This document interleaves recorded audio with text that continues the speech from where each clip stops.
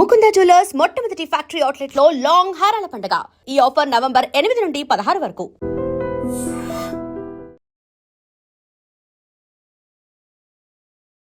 Hello guys, welcome back to iDream media.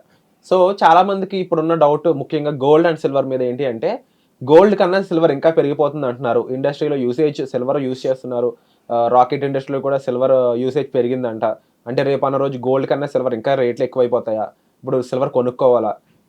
కొనుక్కుంటే ఏ విధమైన సిల్వర్కి possibilities ఉన్నాయి? ఇలా రకరకాల డౌట్స్తో చాలామంది విసిగెత్తిపోయి ఉన్నారు. వీటన్నింటికి కూడా మీకు మైండ్ రిలీఫ్ ఇచ్చే ఒక ఆన్సర్ ఇవ్వబోతున్నారు ఈరోజు సర్టిఫైడ్ ఫైనాన్షియల్ ప్లానర్ అయిన రామచంద్రమూర్తి గారు. అసలు ఆన్సర్ ఏంటో తెలుసుకుందాం. Hi sir. హాయ్ అండి. So gold and silver Trump మహిమో లేకపోతే గ్లోబల్ ఫ్యాక్టర్స్ ఎన్ని రకాలు చూసుకున్న కమోడిటీస్కి ఎప్పుడు లేని వాల్యూ అనేది ఈ రోజున కనిపిస్తూ ఉంది. సో డెఫినెట్లీ అసెట్ కలెక్షన్ ప్రకారం దీంట్లో ఇన్వెస్ట్ చేయాలి. కానీ గోల్డ్ కంటే సిల్వర్ మీద ఎక్కువ ఇన్వెస్ట్ చేయండి అని చెప్పేసి ఫైనాన్స్ అనలిస్ట్ అందరూ చెప్తా ఉన్నారు. దీనికి గల కారణాలు ఏమైంది? మంచి క్వశ్చన్ అడిగారు సార్. యాక్చువల్గా గోల్డ్ కన్నా కూడా ఇప్పుడు సిల్వర్ కూడా లీడ్ తీసుకుంటుంది. సో సిల్వర్ అసలు లీడ్ అవటానికి దాదాపు ఒక 10 రీజన్స్ మీకు ఇప్పుడు చెప్తాను. దాంతో మీకు అసలు అర్థమవుతుంది సిల్వర్ ఎందుకు ముందుకు వెళ్తుంది గోల్డ్ కన్నా అని. ఇప్పుడు సిల్వర్కి ఏంటంటే 2 ఉపయోగాలు ఉన్నాయి. ఒకటి ఆభరణాల్లో వాడతాం, రెండోది ఏంటంటే యంత్రాలు, ఫోన్లు, మెడిసిన్, ఎలక్ట్రానిక్స్ ఈ పరిశ్రమలన్నింటిలోకి సిల్వర్ ఇప్పుడు వచ్చేసింది. ఇప్పుడు సోలార్ పవర్లో ఏంటంటే సిల్వర్ అనేది కీలకం అనమాట. సోలార్ ప్యానెల్స్, పవర్స్ వీటిలో ఏంటంటే దాదాపు ఒక ప్యానెల్ తయారు చేయాలంటే 25 గ్రాముల నుంచి 30 గ్రాములు సిల్వర్ కావాలి ఒక ప్యానెల్కి. సో మోర్ సోలార్ అంటే మోర్ సిల్వర్ రిక్వైర్మెంట్ ఉంది.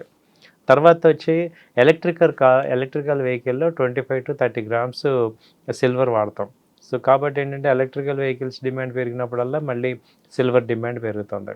తర్వాత ఈ 5G టవర్స్ కానీ మొబైల్స్ చిప్స్ వీటన్నిటిలో కూడా సిల్వర్ ఉంటుంది. ఎందుకంటే సిల్వర్ అనేది ఈ ఎలక్ట్రిసిటీని ఈజీగా పాస్ చేస్తుంది. దీనికి రీప్లేస్మెంట్ లేదు. దీనంత నెక్స్ట్ రీప్లేస్మెంట్ లేదనమాట. అందుకని ఏంటంటే సిల్వర్కి ఈ కెటలిస్ట్ అనమాట, బాగా ఎలక్ట్రిసిటీని పాస్ చేస్తుంది కాబట్టి సిల్వర్ రిక్వైర్మెంట్ ఉంది. తర్వాత ఏంటంటే ఆసుపత్రుల్లో ఏంటంటే సిల్వర్ జెమ్స్ని చంపడానికి వాడుతున్నారు. కాబట్టి ఎక్కువ హాస్పిటల్స్లో కూడా డ్రెస్సింగ్ కానీ, మెడిసిన్ కానీ, మెడికల్ డివైజెస్లో కూడా సిల్వర్ వాడుతున్నారు. తర్వాత వచ్చి ఇప్పుడు భవిష్యత్తులో బ్యాటరీలన్నీ హైడ్రో ఎనర్జీ టెక్నాలజీలన్నీ వాటిల్లో సిల్వర్ అనేది కీలక పాత్ర పోషిస్తుంది. కాబట్టి ఈ బ్యాటరీల వినియోగం పెరిగితే సిల్వర్ డిమాండ్ రిక్వైర్మెంట్ ఉంది.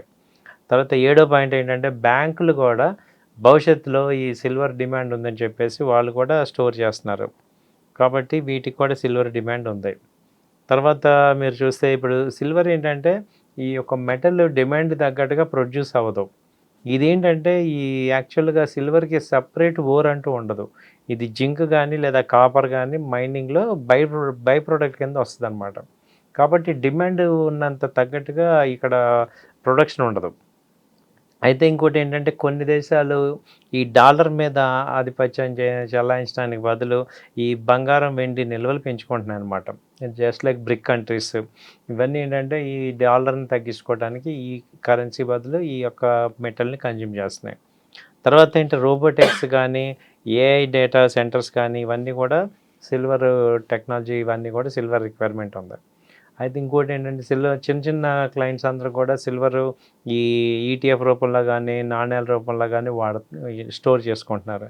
కాబట్టి ఇప్పుడు ఏంటంటే సిల్వర్కి ఆల్టర్నేట్ లేదు. సో ఇప్పుడు సిల్వర్గా ఉన్న అట్లీస్ట్ కాపర్ కూడా కాదనమాట. కాబట్టి సిల్వర్కి రిక్వైర్మెంట్ డిమాండ్ తగ్గకపోయినా సిల్వర్ డిమాండ్ అయితే పెరుగుతుందన్నమాట.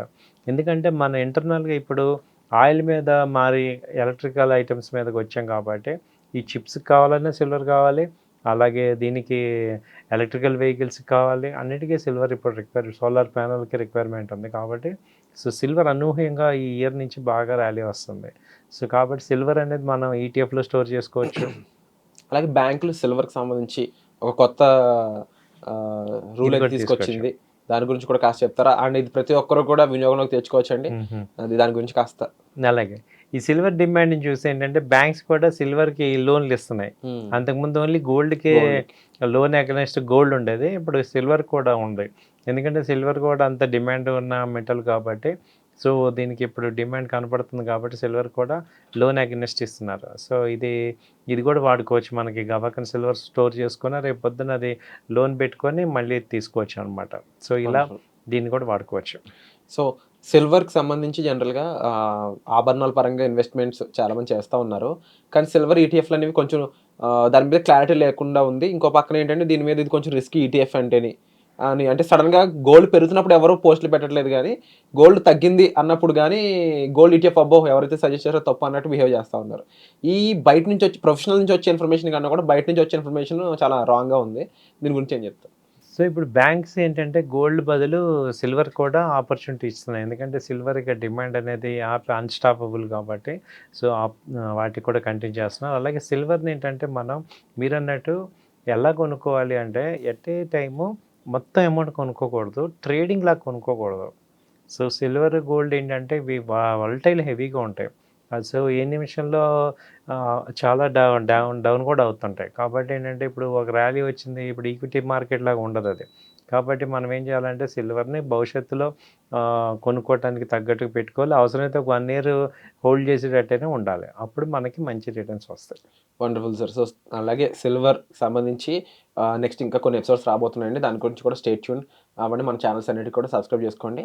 ముఖ్యంగా ఇన్వెస్ట్మెంట్ సంబంధించి అండ్ ఏదైనా డౌట్స్ ఉన్నట్లయితే వాటి మీద ఎలాంటి ఎపిసోడ్స్ కావాలనుకుంటున్నారు మీరు అనుకుంటున్నారో కామెంట్ సెక్షన్లో క్లియర్గా మెన్షన్ చేసినట్లయితే రామచంద్రమూర్తి గారి ద్వారా అలాంటి ఎపిసోడ్స్ వాటికి సంబంధించిన అనాలిసిస్ మీ ముందుకు తీసుకొచ్చే ప్రయత్నం అయితే చేస్తాము. Thank you so much. Thank you అండి.